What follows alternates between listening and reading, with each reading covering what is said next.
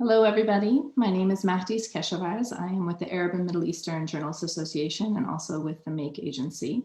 The Arab and Middle Eastern Journalists Association is a group of media professionals of Arab and Middle Eastern descent who work independently or for organizations based in the United States.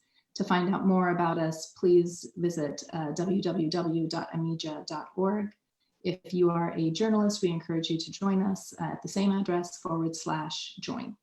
A couple matters of business before we begin our talk today is that we are hosting our holiday event this year and on December 17th at 7 p.m., the details for which will be forthcoming, but will feature a number of prominent musical and other guests, and we hope that you'll be able to join us. I'd like to begin our talk today regarding Nagorno Karabakh, Artsakh, the implications and consequences with two esteemed colleagues, Lara Setrakian and Arzu Geybullayeva.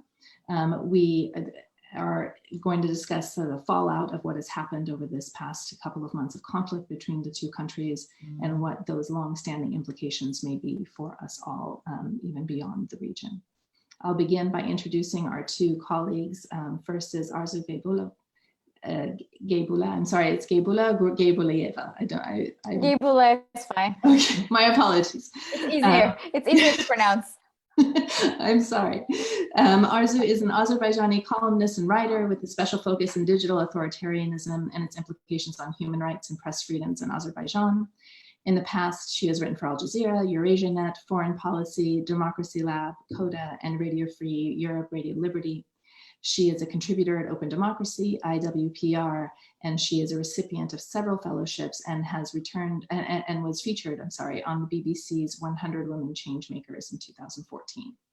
In 2019, Arzu launched the Azerbaijan Internet Watch, a platform that documents and monitors information controls within Azerbaijan. Welcome, Arzu, we're happy to have you. Also, a familiar face for us is Lara Setrakian. She is the co-founder and executive editor of the award-winning digital media startup News Deeply. Prior to establishing News Deeply, she spent 5 years as a foreign correspondent covering the Middle East for ABC News and Bloomberg Television. Her work has driven comprehensive reportage around the Syrian civil war, Ebola outbreaks, the Arctic, the global refugee crises, the Inclusion Hub, and much, much more. She was named as one of Fast Company's 100 most creative people in business and one of Inc. magazine's 7 women who could own the future.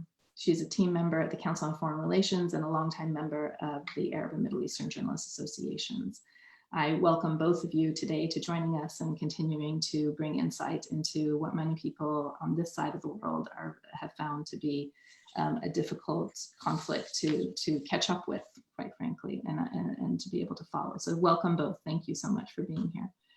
I wanted to begin maybe with a question for you both. We had a session last time where we discussed a bit about what the conflict entailed and what brought us to that place. But I think what's interesting to ask, where are we now and what has, in giving viewers a kind of a bird's eye view of what has happened in the past 2 weeks, essentially. And maybe Arzu, I'll begin with you and then turn it over to Lara. Sure. Thank you for having me, first of all. Going back to your question, since the agreement's been signed between Armenia and Azerbaijan that was brokered by Russia, one thing to start with is to say that this is not a peace agreement. This is an agreement to cease the fighting and prevent probably a much worse humanitarian disaster than it was in the making already. Since the agreement was signed, there was a specific timeline that was given to Azerbaijan about the withdrawal of the return of some of the territories back to Azerbaijan that were not captured during the war, during the military action. One of the towns is Kalbajar, and right now the time on that was extended, and rightfully so, because it created a lot of noise, especially about how people were leaving and in the conditions that they were leaving, and some of the Armenians who were leaving behind their homes were burning them and whatnot. So I think in order to perhaps soften the process, I don't know if you can actually soften this process, but to ease the process, the deadline has been extended. Azerbaijan is currently celebrating. It's still celebrating since the last 2 weeks, basically. It's celebrating victory. It's celebrating return of the territories. But one of the things that's mentioned pretty much every time there's a discussion around Nagorno Karabakh these days is the right for the IDPs that were displaced back in the 90s to their homes. Now, how this is going to happen is also being part of the conversations in the last 2 weeks. President Aliyev visited some of the towns that were taken, that were returned back to Azerbaijan, and he has spoken about the plans of the government to invest and to rebuild roads, rebuild communication lines. Various different government organizations have already made statements about how they're going to work there, when are they going to work. Some have already established some offices and whatnot. So there's a sort of infrastructural planning going on. But in general, there is this understanding that it's not going to happen anytime soon, that it's going to take years and billions of dollars of investment to rebuild these territories, especially to rebuild them to the point where people can return, and not just to live, but also for a functioning system, a functioning governance system to establish itself. Other than that, of course, there are celebrations, there are these discussions on the development, and there's also this questioning of the agreement that was signed. I mean, the agreement brought Russian peacekeeping forces in Nagorno Karabakh. This is something that Azerbaijan always prided itself in not having. Yeah. Russian boots on the something ground. I want to touch on too in the coming. Yeah, so I'll leave this. I'll leave it here. I'll park it, and then we can come back to it. And yeah, and then there are a number of other things that are being discussed as part of the agreement in terms of the status, in terms of the boundaries, and in terms of the return of the people, not just of Azerbaijanis, but what about the Armenians who've been displaced and whatnot. So there's the discussion is definitely happening, but there's still this sense of justice overall within the country, that we have our territories back. There was this meme, not really a meme, but a post that was circulating on social media saying that I'm from Azerbaijan and 0% of my territory is occupied by Armenians. So this is a type of mentality that that is shaping up in the country. I'll stop here and I'll. Yeah. Lara, I know that the tone in Armenia is quite opposite. Would you give us a kind of a view on what the perceptions and the situation there is too? There's so much to convey. I just want to put it in a box for you. Let me try. So Armenia is in mourning. It's in mourning, not only because it lost a war, but it lost thousands of young lives, and it's a national catastrophe. And so it's hard to convey it without having to backfill all of the things that led up to it. And I don't want to just give you my take. I mean, I think this is an issue that should have been solved ages ago, and both sides probably missed opportunities. I know the Armenian side missed opportunities to resolve it diplomatically. Time was never on the side of a diplomatic resolution. The longer it went, the more it was going to be a problem for both. So one, and I think especially as journalists, so much depends on where you start the story and making sure it's sort of a fair context and you started it at the right point. So, in the Armenian mind, no doubt, the story begins to some extent on September 27. Azerbaijan explicitly says it is tired of waiting for negotiations to deliver a better result for Azerbaijan's interests. Armenia had won a war, what they see as a war for the independence of that region in 1994. Azerbaijan is really not happy about that. And they said, we're going to finish this question by force. And they invested and they planned meticulously in this military operation. They executed it brilliantly.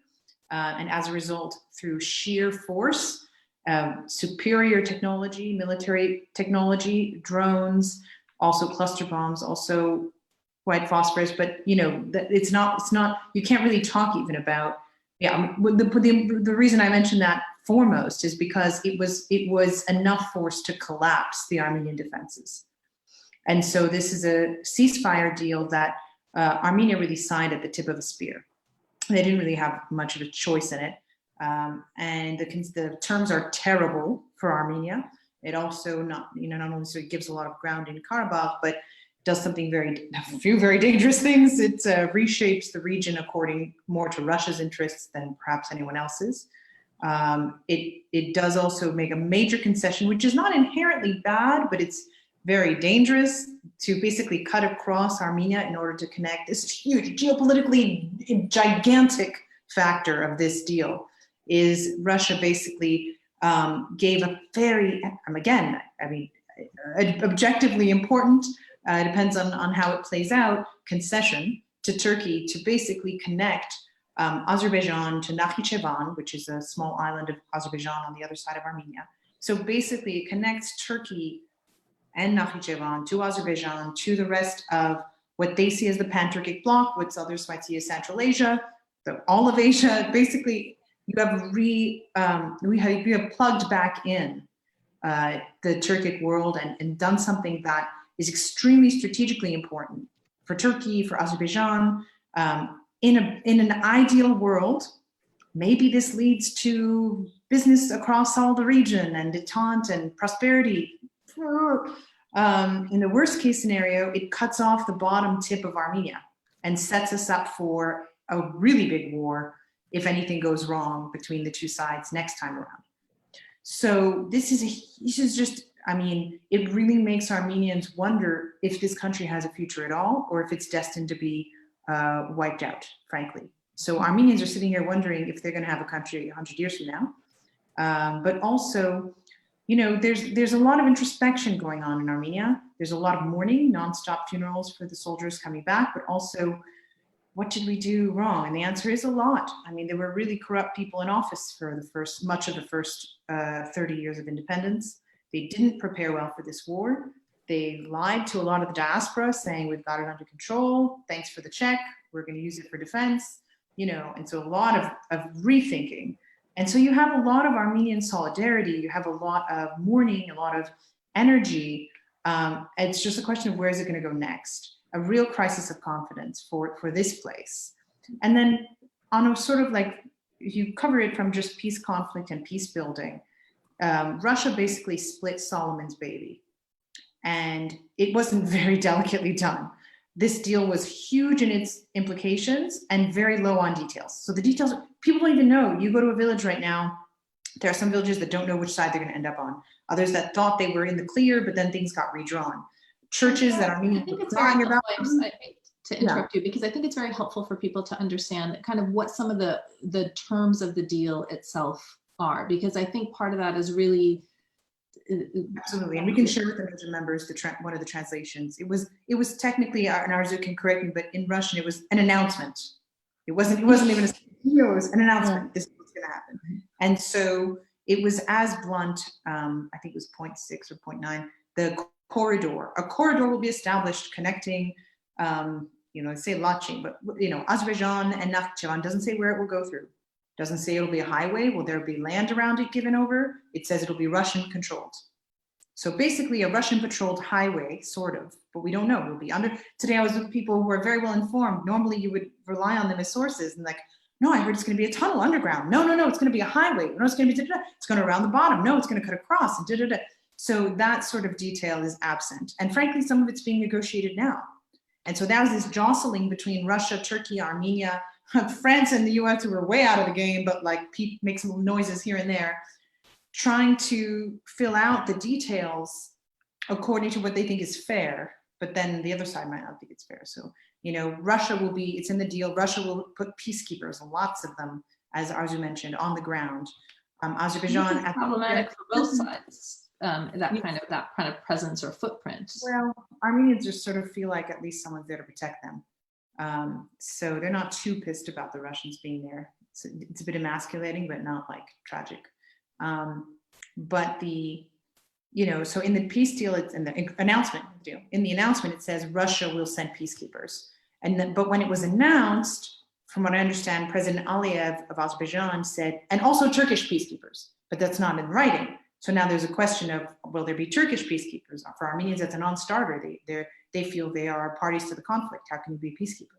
But Turks absolutely want to be there. And Azerbaijanis I've spoken to want Turks to be there too. They feel more safe with that sort of security guarantee. So now there's a thing where, will there be Turkish troops? Where would they be? What would it look like? So it's very, very big and very thorny. Shusha, Armenians call Shushi, this city that's super symbolic, will go to Azerbaijan. But then Shusha is like a hilltop overlooking the Armenian capital of Stepanakert. You could take someone out with a sniper from Shushi to Stepanakert. Who's going to secure that? Who's responsible if someone fires from the hilltop down to Stepanakert? So it's really tricky. There are Armenian held areas that are being handed over. There was nothing in the deal about churches and heritage sites. And so there's been a huge mess around these ancient Armenian churches and heritage sites. Who will protect them? Who is responsible for them? Now Russia seems to be stepping in to be basically like the security guards at some of these churches. So, I'll send AMEJA members a link to a translation, but every one of those points has huge geopolitical implications. And, Armenians are left wondering if they'll have a future, if they'll have a country.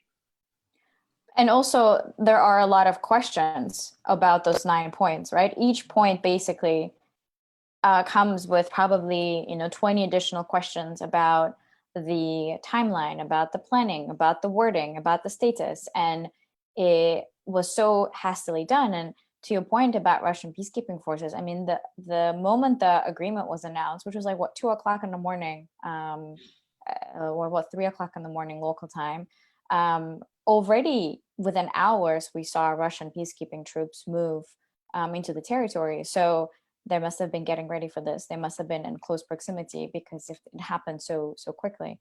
So there are a lot of questions about the agreement, and many pundits actually are asking those questions, like what's going to happen, for instance, as I mentioned, and as you pointed out, to the status.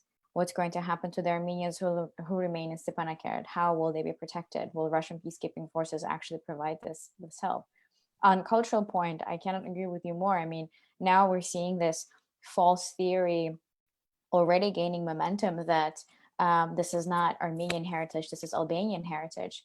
And then there's all this conversation around, well, this is not, we're not talking about this, or there are all these stories about Albanian churches being renovated, and it's completely ignoring this whole historical fact and historical significance for Armenia by covering it up with this Albanian heritage question. And I think it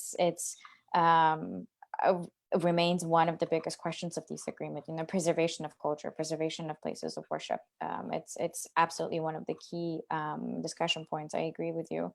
And I think there's one other question that's not being asked, kind of discussed now, and that's war crimes.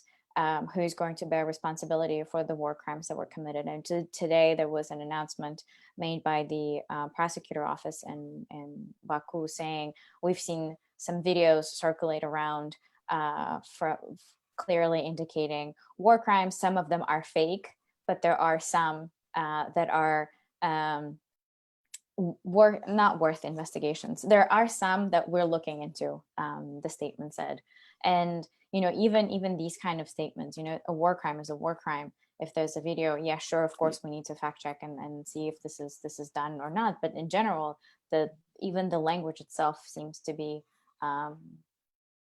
rather vague to me.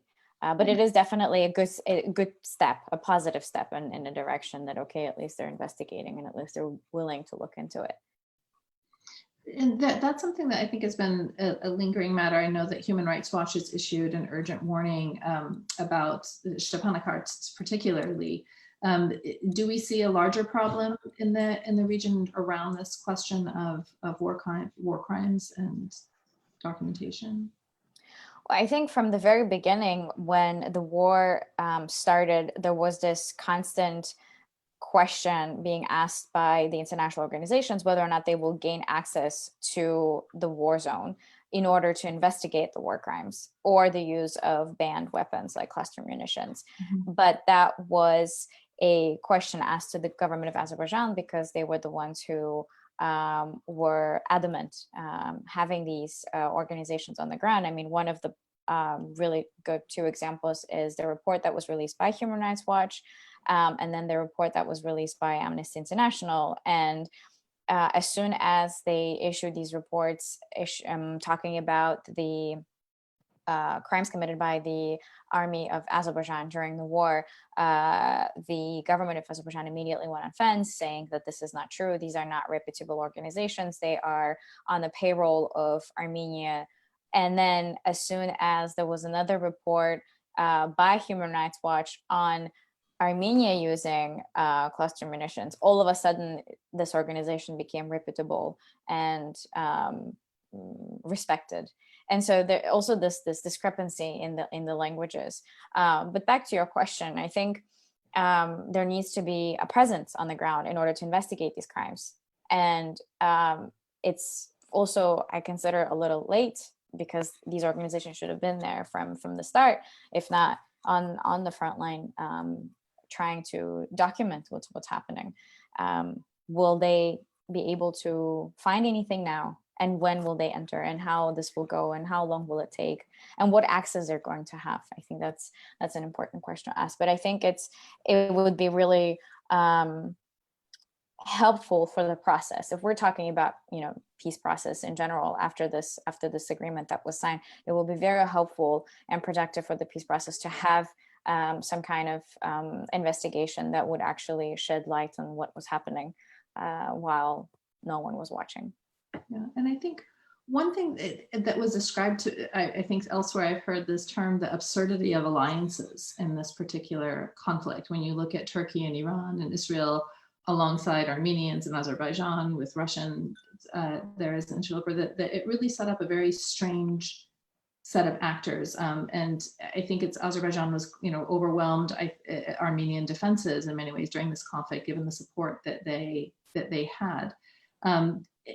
In that kind of response, how do we see this playing out in the longer term, in terms of like the regional alliances and what we see in terms of longer term? There's one part of the question. The second part of this is that Azerbaijan has been historically secular, yet this introduction of conflict as having religious roots as well became quite dangerous. And as you guys are talking about, as you both mentioned about the historical sites and the churches and things, it sets in my mind a very dangerous opportunity here to kind of continue to interject this narrative of faith, using it in a political sense that would make it a much more dangerous conflict and invite much more participation from neighbors that we would otherwise like to avoid. How do you see that playing out, this role of these players and then the introduction of faith? Well, I would say that the alliance of partners on the Azeri side is a fascinating study in diplomatic success, forward planning, and the geopolitical value and the strategic value that Azerbaijan has to a lot of its allies, obviously to Turkey, and Turkey even more so. I mean, it wasn't that long ago. I think we talked about this in the last AMEJA talk. Around 2009, Turkey was making peace with Armenia and playing a balancing role in the region. Football diplomacy. Same prime minister, same leader, same Erdogan. It's a different day. It's a different ideology driving Erdogan and driving Turkey now. And so now it's about unifying the pan-Turkic bloc as a platform. I mean, it's brilliant for Turkey. They have NATO to do things with, and they have the pan-Turkic bloc to do things with. And Azerbaijan is important to that. Its energy assets, its oil and gas, have made it very rich and also made it more valuable to Europe and to Turkey. So it hasn't been a traditional, Christendom of Europe backs Armenia and whoever else backs Azerbaijan. No, actually, Azerbaijan had a lot of European backing. It had Turkish backing. It has built a strong relationship with Israel. It has major leverage in Iran. It constitutes a major chunk. Ethnic Azeris make up a major chunk of Iran, and Pakistan. I mean, when the war launched, some of the most fierce, mean things on Twitter were Pakistanis saying blah blah blah blah blah, and like basically just saying mean things about. Come on, I love Pakistan. Like what is this? So you had this sort of like everything from like a cheering squad in Pakistan, and which is a very populous country, so that's also a depth of potential manpower. obviously a lot of well documented by Syrian fighters coming over. I won't call them jihadis. We don't know what their motivation has been, but they were paid to come over and fight part of this war. So Syrians and Arab lives as cannon fodder, which sucks, but that's another asset. So all of these assets lined up on the Azeri side. So Armenia's failure to have similar alliances is a diplomatic failure and a strategic failure on its part. But the result was Armenia feeling like all these forces are against us and no one is with us. We are all alone in this. I think one of the most interesting things, there are a lot of myths that were busted for Armenians, and they're all just recovering. But one was that, it'll always stay balanced and peaceful because Azerbaijan has all this stuff, but Armenia could fire missiles at oil pipelines or dams or Baku. But in the end, Armenia wasn't willing to do it, which is good from a human perspective. But it has meant that, no, it really is that much at a disadvantage when it comes to the use of force. And so what this means and who will really have Armenians back in the future is a big open question. And there are a lot of false narratives or, oh yes, Turkey's with Azerbaijan and Russia's with Armenia. No, Russia's also with Azerbaijan. Russia prizes its relationship with Azerbaijan. Baku, and so I had some diplomats asking me, oh, what do you think they're trading? This is clearly a Russian-Turkish horse trade. What is Turkey giving up in Syria or Libya in exchange for this? What's the prize for Russia? So I think Baku is the prize for Russia. I think that relationship and all that comes with it is a prize and is very, very important. So, there's a lot of soul searching among Armenians as to what is going to hold us up. This is a very talented country. It's full of minds. It's a vibrant civil society. There are so many beautiful aspects of Armenian life. Not traditionally the best of fighters historically either. In history, our most cherished battle is 451 AD against Persia, which we lost. And so there's this whole Armenian story of after the revolution, Armenians wanted to celebrate their greatest battle. And the Ayatollah said, oh, no, what's that? Well, who was the battle? Well, it was Armenians versus Persians. Who won? The Persians. Okay, go celebrate it. That's fine. But the whole thing about that victory is they lost the war, but they stayed Christian. They held on to their heritage, their distinct alphabet. So Armenians celebrate their distinctive cultural survival as the victory. We're still here. We still call ourselves by our names. That piece of art on the floor is an alphabet we were given for our wedding. We celebrate the fact that we have an alphabet. This is a very culturally rich and beautiful place. But how is it going to defend itself? And how is it going to stand up, against the challenges of the next 30 years after such a piss poor performance in this war? That was the conversation around the table of a bunch of, it's a think tank that's starting up. How is that going to happen? So Arzu, I want to give you a chance to answer that as well. Yeah, there's so many things to add. I'll start from two different wars that were going on, right? On September 27th, physically, war began on the front line. But then very quickly, that war escalated to the online world. And so we saw a lot of fighting going on Facebook and then on Twitter. It was really interesting to observe the number of users that skyrocketed on Twitter from Azerbaijan. When you look at most of them, especially the ones who were kind of using these very fired up tweets and constantly going after BBC World or France 24 or many other media organizations and international organizations that were reporting on the conflict, they were all set up in October.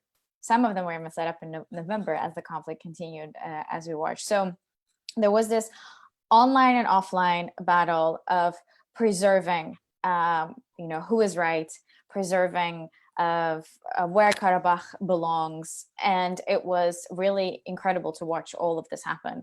And to the point of Lara's on users from Pakistan, I think, it's no longer a secret that hiring trolls or having bot accounts and using this as part of the rhetoric, as part of the war rhetoric is happening. And we saw this happen during this war. So I think it's important to add that to the equation, that it wasn't just, the physical war that was happening was also online, and people were getting targeted. Media outlets were being targeted. Journalists were being targeted for reporting on the bombing of the church in Nagorno Karabakh, and then for reporting that and not reporting and bombing of Ganja not reporting what was going on in Ganja, those journalists were getting harassed, and it was there was constant battle of back and forth. It's like, why you're not showing our suffering? It wasn't recognizing the suffering of the other. It was always pushing and pulling for recognizing the suffering of one side. So that was really interesting. On the interest and the regional play, I think, for Russia, it can go both ways. Having 2,000 Russian peacekeeping forces, or like 1,900 something Russian peacekeeping forces on the ground, it's in its best interest to help the two sides find a peaceful agreement, because they're there for 5 years. It's costly to have Russian peacekeeping forces in a different region. But also we know traditionally that Russia has been sitting on the negotiation table of the peace agreement, and yet it's been selling weapons to both sides. And it's a very interesting role, also tells us a different side of things, that perhaps Russia is interested in an ongoing conflict, because then it can keep things under control and it can have sphere of influence. In terms of its relationship with Azerbaijan, and specifically, I think Putin had a very different relationship with the former president Heydar Aliyev, and Putin had a very different relationship with his son Ilham Aliyev, because the two leaders came from very different political backgrounds, let's just say. Ilham Aliyev was always very careful with how he dealt with Putin, and how even during the time of Medvedev, how these conversations went on. So I think it's really important to note that, this relationship has always been very almost intricate, not to tip the balance and be very careful with Russian counterparts, specifically because of Russian influence over the region, Russian interests over the years, and historical significance in the region, and in particular in relationship with Azerbaijan. With Turkey, I think Turkey's involvement in this war has been very interesting to watch from afar, especially if we think that this has been a 30-year war. And Turkey closed its border with Armenia when Kalbajar was taken by the Armenian forces, right, in 1993, if I'm not mistaken. So now that Kalbajar is technically given back to Azerbaijan, Turkey no longer has an obstacle to keep its borders closed with Armenia. So will Turkey open its border with Armenia now that Kalbajar is returned to Azerbaijan? And will it think that by opening its border it can actually help the process? Or will it stay on the side of Azerbaijan, which has been helping throughout this conflict, but not so much in the years of negotiation? Because if you look at Turkey's role over the last 30 years, it's always been part of the de-escalation. And it has supported peaceful negotiations. It's been in support of the conversation, the diplomatic conversations, not military solution. So what happened now that this time around it has gone in full support of military intervention? And also what happened now that Turkey had its media right on the front line, reporting from day one, streaming live the start of the war. So the relationship between didn't mean to interrupt, but just want to build on that. I mean, this past few years of Erdogan's Turkey, they fill the airwaves saying terrible things about Armenians, and just it's hate speech, it's mean things that ought to be retired in terms of how you talk about other people on this planet. I think some of you may know, like, there's an old trope in Turkey. They refer to people like me as leftovers of the sword because our ancestors survived the genocide in 1915, which is something you was like, does anybody use that anymore? And now it's quite open. It's out there, it's weird. I mean, the first time I ever heard that phrase and understood somebody thinks I'm a leftover of a massacre who shouldn't have, shouldn't have gotten out, essentially. It's hard, but now it's in the mainstream. So how can you reconcile a region that's just been really turning against and using Armenia as a punching bag for at least 5 or 6 years? But stranger things have happened. Maybe everyone will chill out. I think But you touched on something really. Ours is describing Erdogan's Davutoglu Turkey. This is like Erdogan's post-Davutoglu Turkey. So we don't know who in this mix. And there are a lot of people I love in Turkey, and there are a lot of smart people in Turkey, in government and not in government. So we just don't know how deep this sort of militantism runs. This sort of like dominate this way, as opposed to like if Turkey wanted to. There were past negotiations where it was envisaged that Turkey and Azerbaijan would invest in Armenia. They would be part of making this a prosperous region. Like it's hard to imagine right now, but it's been talked about. So we don't know which future is going to win. I mean, to that point, Turkey could have done much more for this conflict and for its de-escalation, rather than just saying and advocating for de-escalation. It could certainly have helped the two countries come together precisely because of the historical narrative, but it preferred not to. And in this war, it preferred to support Azerbaijan. So I'm curious about what really went down when the whole discussion around Turkey's involvement in this conflict started, and what kind of agreements or negotiations or discussions really went, because it would be really, it would be really interesting just to read the notes, if there are notes of those meetings, because I wonder what went down there. But one other thing I wanted to mention, and that was this whole conversation about Turkey sending peacekeeping forces, not sending peacekeeping forces, Russia constantly saying there won't be peacekeeping forces after the agreement was signed, and really stressing that there's going to be this center where Turkey will have a presence, and that peacekeeping center will be on the territory of Azerbaijan, not in the Armenian still controlled parts of Nagorno Karabakh. But even that conversation just shows how Russia tried to sort of bypass Turkey. It signed the agreement between Armenia and Azerbaijan without Turkey's presence.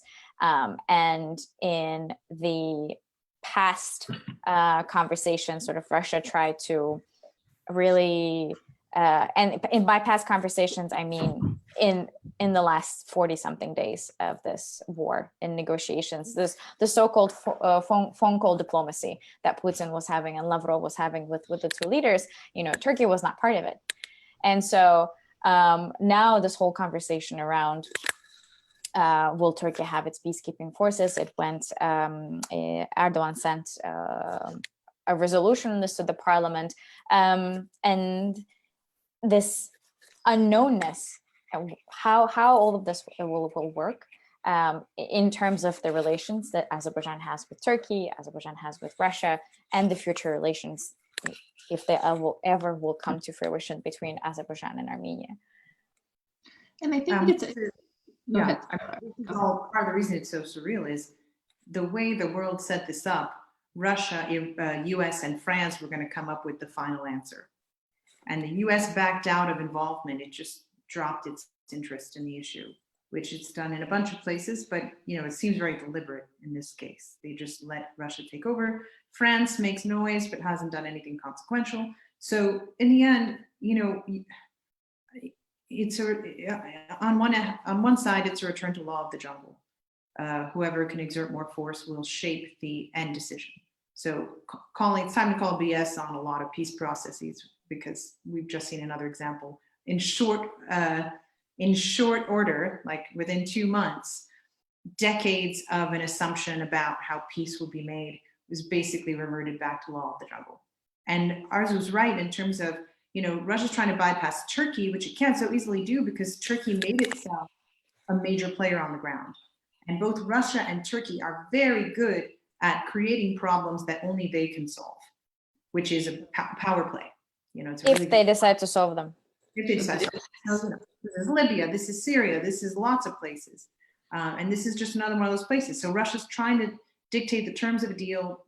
Turkey doesn't like all of the end outcomes. They have amassed troops not far from where I'm sitting, across the border from Yerevan, which I understand is also to enforce, to have leverage as these details are worked out. But also, you know, Putin said, I believe it was last week, but in the past several days, Armenia, if you back out of this terrible deal, based on it being so terrible, it's suicide for you. And that wasn't a threat from Putin. I didn't read it as a threat from Putin. I read it as Turkey would love you to pull out of this deal because then they are going to come back into a war phase, a conflict phase with this. And they will use your protests against the deal as reason enough to come in hard against Nagorno Karabakh, maybe even against territorial Armenia. Like it's very hard to say. So this question also came up that's in the chat here. Other than Christianity, what is Russia's interest in Armenia? Of course, other than just being here. But honestly, I mean, this conflict has really opened my eyes to the fact that, you know, it may be the case that Russia protects Armenia so that it can put, as was one journalist wrote, basically a chicken bone in the throat of the pan-Turkic bloc. Like we are put here as a stoplight or a cone, you know, like a traffic cone. And so it's in their interest for us to be here, but not much else. There's not much else. I think two things to that, Lara, is one is I think it's interesting for people who are watching and maybe again not as familiar with the conflict to understand what that means, like what that kind of Turkic bloc would look like, what Erdogan's ambitions may be. And secondly, a question maybe also for you, Lara, first, and Arzu as well, is that you touched upon it, that the US and Europe has largely failed to kind of be a player in diffusing this situation. And I think the US has given something like $5 million for restoration efforts, which is paltry compared to, you know, what the capabilities and kind of history has been. I wonder, just to kind of give your perception, both of you, of like what from a Western lens, how has it been perceived that the US and Europe have failed so miserably in the region? Well, I'll talk about ideals that will sound quaint in 2020. But the US used to tell the world that democracy is a good thing. And we all want to help you prosper as democracies in the world. So Armenia got the message. Also, they don't like being ruled by kleptocrats and oligarchs. So in 2018, after several attempts, they succeeded in overthrowing a corrupt president and establishing really a bloodless, quite beautiful revolution based on a very vibrant civil society. And so you do that in a country in the world, and you do tend to think that your allies in building this future are the US and Europe. And yeah, Russia's still present. You're still, you know, it's not only this wasn't a country that cared to slap Russia in the face. It wasn't that kind of a revolution. They just wanted better leaders and better leadership and no monopolies and no oligarchs and no Rolls Royces, you know, who might as well run you over, much less look at you. And so, you know, Armenians are too smart to take that sort of crap for too long. So they pushed over, you know, but they assume a certain solidarity with the West. And so the fact that the US didn't even participate in the way that it was designed to participate, to bring people to the table, to have an active role, you know, I don't think Armenians expect any sort of special treatment in terms of Europe and the West, and Europe and the US in particular, but they completely backed out of any productive role, you know, in this conflict. As I understand, the UK, the information I have is the UK blocked Security Council action calling for a ceasefire. You know, a lot of European countries, Hungary, okay, but also Italy, they were just too scared of damaging their strategic interests with Azerbaijan to play any sort of productive role in making peace or calling for an end to the fight. And so, you know, again, when I say there's soul searching in Armenia, it's really serious. Like, okay, we have this country. Armenians, they may not have fought, you know, this is the borders of Armenia, like the borders of Azerbaijan, are the leftover borders drawn by the Soviet Union. And almost every country of the Soviet Union ended up having the borders that the Soviets drew for them, whether they were rational or not, whether they included ethnic Armenians or not, you know, that is how history worked out. And no, not a lot of cases of rewriting those boundaries, even if they were written in haste or written in for malign reasons. But the end result is, you know, Armenians have suffered dearly to have an independent country. They suffered a lot in the Soviet Union, as many republics did. Many of them repatriated in the 1940s from a much easier life in the free world, so that Armenia could have a Soviet republic that would become the independent republic. So we don't take independence lightly. We don't take our existence lightly. And now it's really existential. This felt like an existential war. It felt to many like a continuation of the 1915 genocide, whether that's fair or not. It felt like it to a lot of Armenians. Turkey cast it in a lot of those same tropes. There was this line that Armenians just freaked out about earlier this year, I believe it was in May, Erdogan saying, we're going to finish what our ancestors started. And Armenians took that to mean whoever we didn't annihilate, we're going to annihilate now. I think it might have been I can't read his mind, but I think it might have been the Pan-Turkic project or the conquest. I think it's really fascinating to me that Uyghurs and Turks understand one another linguistically. It's an amazing sweep geographically, the culturally Turkic bloc. And so, for whatever reasons, this country is left very vulnerable.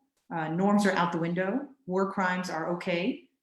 You can change the map by any means necessary. These are the lessons that we're learning from the 2 months. Arzu, I'd love to hear your thoughts as well. Yeah, I think on EU and the US, one thing to say is there's been a long-standing disengagement with regard to Nagorno Karabakh conflict. I mean, if we look back at the 90s when the OSCE Minsk group was formed, there was much more ongoing involvement. There was much more interest and engagement with the two sides and trying to find a peace deal, and US including. I mean, this notable meeting and series of meetings that were trying to be organized between 1999 and 2001, and this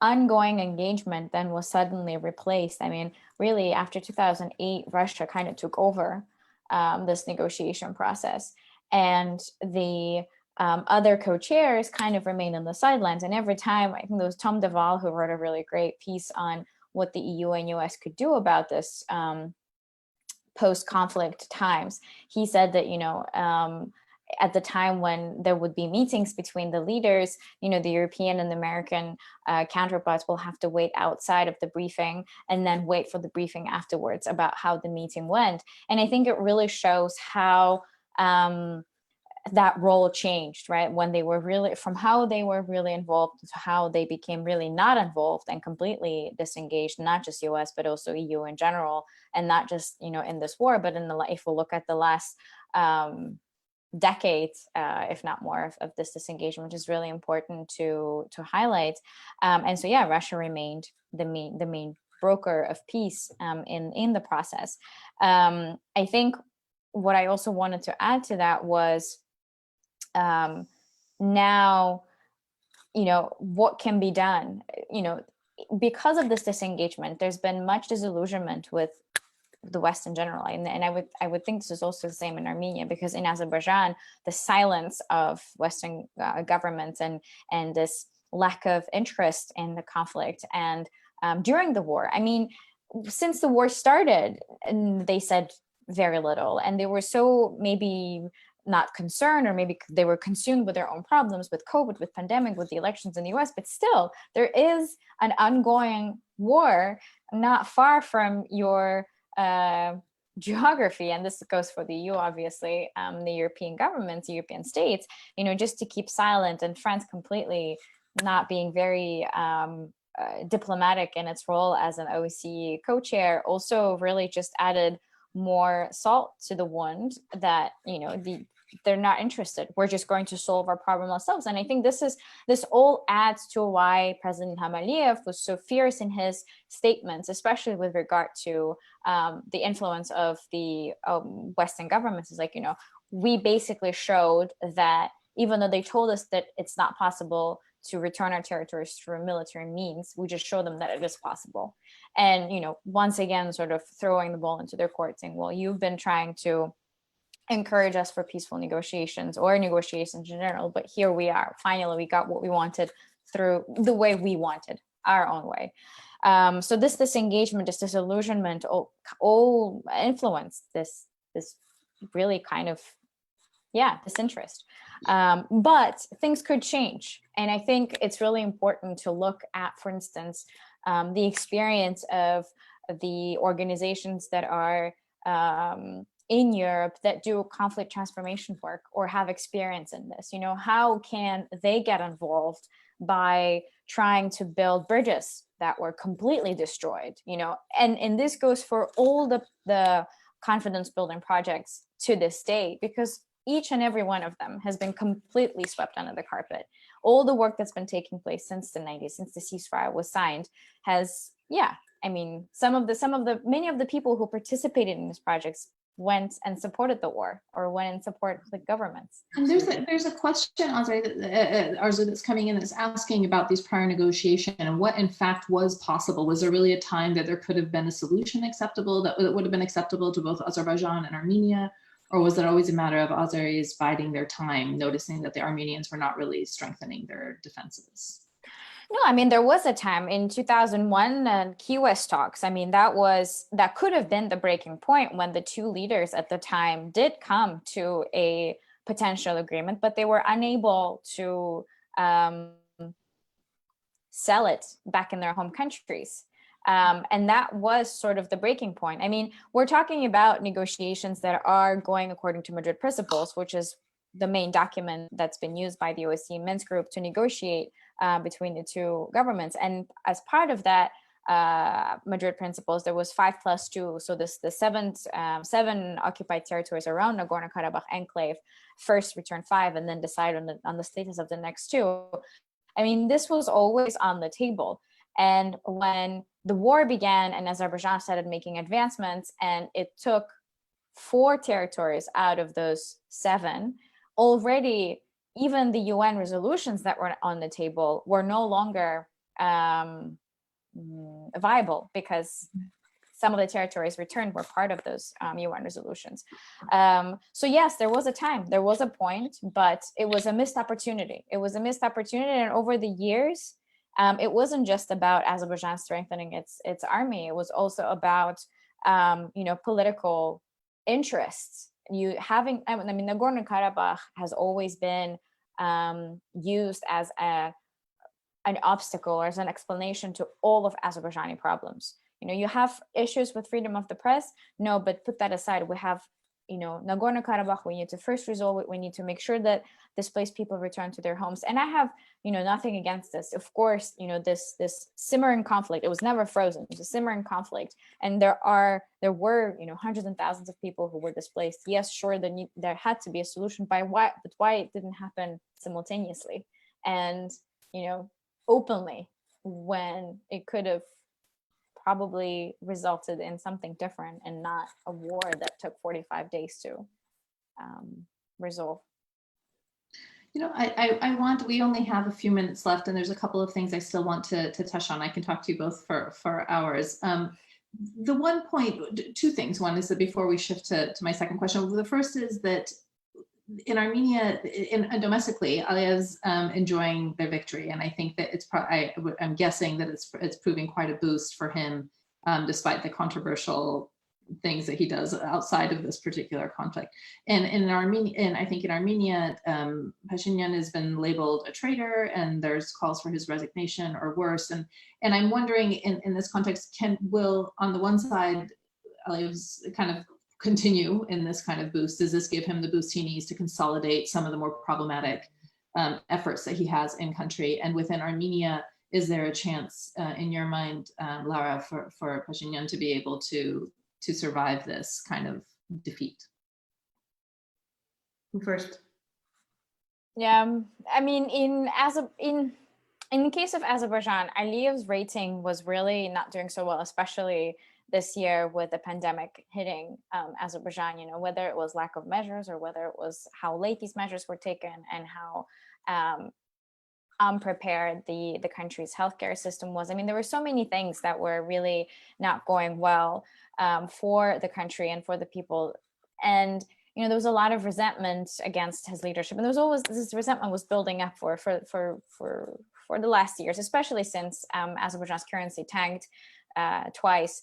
And there was this constant questioning of, what is this? How we're going to survive, right? And then war happened, and all of a sudden Aliyev's popularity went through the roof. I mean, it's everyone united around him. We're talking about representatives of civil society organizations. We're talking about leaders of opposition political parties, human rights defenders, journalists, people who questioned his policies a month ago, 2 months ago, came around him. And again, this goes back to how important Nagorno Karabakh is for Azerbaijanis, restoring territories, restoring territorial integrity.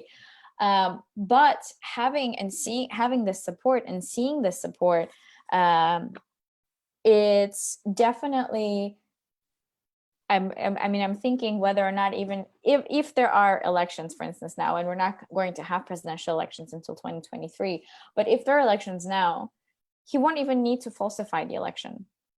He will definitely win because of the success that he has had. And this is the reality of the war and the reality of his success, because he promised something and he delivered what he wanted and what he promised, and people are ecstatic. Everyone is supporting him and he's enjoying this popularity.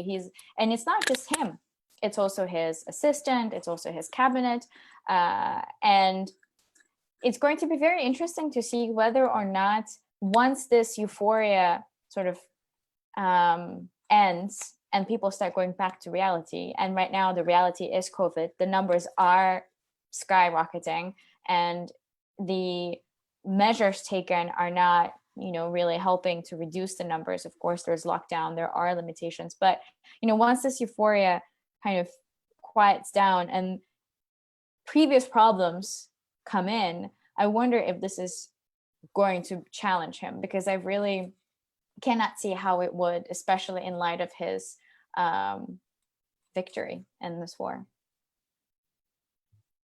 So I know we're pretty much out of time, but I do think there's been pressure on Pashinyan to resign, but there's no constitutional way to push him out. So it's still in his hands how long he sticks around. Definitely a lame duck prime minister. He'll putter around. There's discussion that he'll putter around for 1 or 2 months and then resign. I think the wise thing, and what rational people in Armenia wanted to see, was that he steps down in favor of someone else in his government, taking responsibility for the loss of this war and a lot of the piss poor planning that went into the piss poor performance. And also the rhetoric that didn't match the reality. But he's sticking around. There are some sporadic protests, but not very big. Nobody wants to see the old guys back in power, the kleptocrats, the billionaires. They're not getting much steam in the streets or otherwise. So we'll see what happens next. But again, I think Armenians are smart people. They don't want to see the old guard. They don't like this guy's face anymore. But there's a very, very high bar. I hope I'm right in this, but there's a very high bar for violence when it comes to, that kind of political violence in Armenia. So I don't expect it to get too heated, but we'll see, we'll see how we find any kind of bridge to the next government or the next prime minister. New elections maybe, otherwise he's got at least, I think, 2 years on the clock. And I think for my last question is to kind of revert back to the beginning and talk about IDPs, internally displaced peoples in this area. What is to become of those IDPs on both sides? I think that there's stories of Armenians burning their homes before leaving to ensure that Azeris will not inhabit them. There's also videos now of Azeris trashing Armenian homes that weren't burned in other areas. So I think Armenians don't want to see their homes desecrated. So that was and it wasn't so much, and also it was a heartbreak. I think they burned their homes in heartbeat. It wasn't fun or defiant. What are the numbers also? Like, how many people are we thinking on both sides? I think that, that may find themselves. So there's Nagorno Karabakh proper. That was the Nagorno Karabakh of the Soviet region, which the population acknowledged was 150,000 Armenians. And then you have these outlying areas, what Arzu has referred to as the 7 districts. So land outside of Karabakh proper that Armenia had won in the first war and kept as a buffer zone to trade back in exchange for peace. But over the years, they settled people instead. They settled people there, and those people got comfortable and they built lives, and it was strategic, but then I believe it was a strategic mistake. Yeah. And so Azerbaijan, there are figures I've cited. I wrote a piece for the New York Times, so I cited New York Times reporting, but it's that was number 600,000. So 600,000 Azeris were displaced from those areas over the course of this 30-year conflict issue. And so Arzu would know far better. Those people and their children are entitled to come back. How many of them will want to leave a city and go back to a basically agricultural area? I don't know. So we don't know how many will want to go back. I don't know. On the Armenian side, that 150,000 population, they were the vast majority of Nagorno Karabakh. The whole thing was that this majority Armenian area called Nagorno Karabakh is just dropped into territorial Azerbaijan. And so of those 150,000, the vast majority were pushed out over the course of this war. Maybe on the order of 100,000, 110,000, it's hard to say. And so they have much less land to live on because now Karabakh is split and much of that territory has gone to Azerbaijan. So if you lived in Shushi or if you lived in Hadrut, you have no home to go back to right now. So are you going to go live on the other side of Karabakh? Are you going to go beg on the streets of Moscow or worse? It's very unclear. So a lot of those people, there are 40 of them living not far from where I'm sitting in my neighborhood. They've used an art gallery and turned it into like a dormitory. Many people are taking them into their homes. We don't know where they're all going to settle and how many will want to go back and what the conditions will be. There's no heating right now in Stepanakert. Azerbaijan bombed the capital of this region to pulp. There's no heating. So it's winter, it's cold.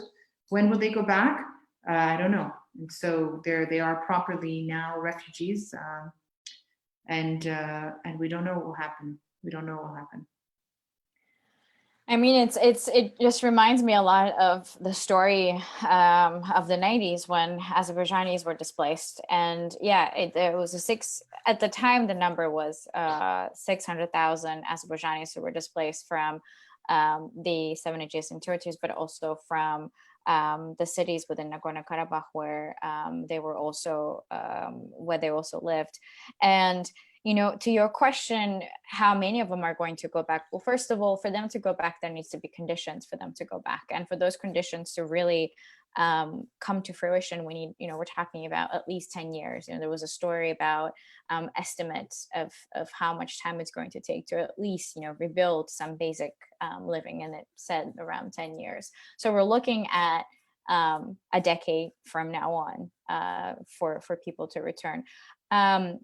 Not all of the IDPs who were displaced, ended up living in great conditions. Many ended up living in dorms, many, like you just described, Lara, I mean, in really difficult conditions, and they still live in those difficult conditions. And if you watch interviews with IDPs now, a lot of them are burning with the desire to go back, naturally so, to their homes. And these are people who work with agriculture, who work with land, and they want to go back and work with land because that's what they did. So I am, I obviously don't have the exact numbers about how many people are going to go back, but I do see an overall majority in the will to go back, and this relief, the sense of relief, even during the war, every time a territory was returned to Azerbaijan, people who were from those territories would write on their Facebook and Twitter that they're no longer IDPs. And, it's very significant. It's very emotional. And again, it's what happened today in this war at this time to Armenia reminds me a lot of what happened to Azerbaijanis during the 90s war. And I think the best way, if we are talking about reconciliation, the best way is to recognize what's happening to the people, what happened to the people then, what's happening to the people now. And this all has to be part of this agreement, this peace agreement that needs to start really working in. And this goes into return of the Armenians and return of the Azerbaijanis. Of course, how it's going to be that remains on. I honestly feel not only the Armenian, and we're not throwing this on the West because we can't handle it ourselves. They set themselves up to be the mediators and to solve this problem. They made promises to these two sides to solve these problems. And I do think one of their many flaws was that they didn't have enough empathy for Azeri suffering in the wake of the war. That wasn't part of the narrative. And I don't think that was fair. And I don't think it made Azeris feel very good about where this was looking in history. I agree. And also, you know, the exposure was very different, right? Now there's social media, there's news, we're seeing much more of this war, whereas we're talking about 1994. Yeah, but as also someone, I mean, I'm now personally volunteering and working on heritage protection, the issue of the churches being protected. I wish, I mean, I was a kid, but, you know, I wish the international community had poked the Armenians to take better care of Azeri heritage in that zone. It's not fair that it wasn't made an issue then. It ought to be made an issue now, but it should have always been made an issue. And it should have been recognized as something that was going to be an additional thorn in the side of a final settlement. So, I mean, I think in a perfect world, Armenians would apologize for that destruction as well. And maybe one day we'll get to that point.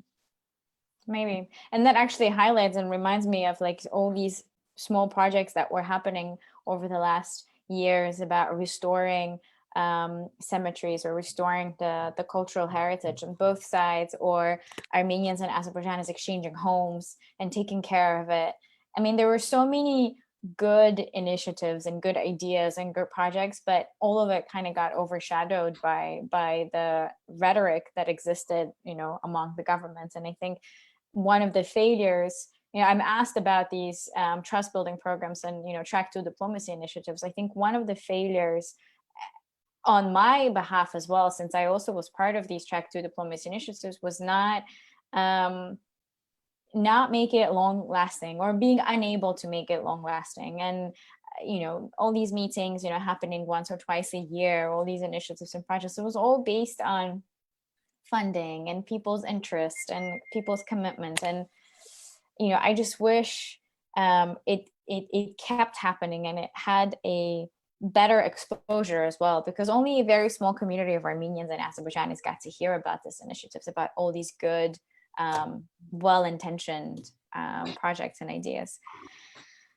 And for many, a lot of work needs to be done. Yeah, and for a lot of these families, I assume that there's also been integration, which must leave a lot of people in awkward situations of families that have integrated and intermarried, or however way, you know, that leaves a lot of people in awkward scenarios as well, which is, I mean, Armenian and Azeri integration. Yeah, you know, I think you see that in Georgia. Wherever they're left in a calm place, Armenians and Azeris hang out and make friends.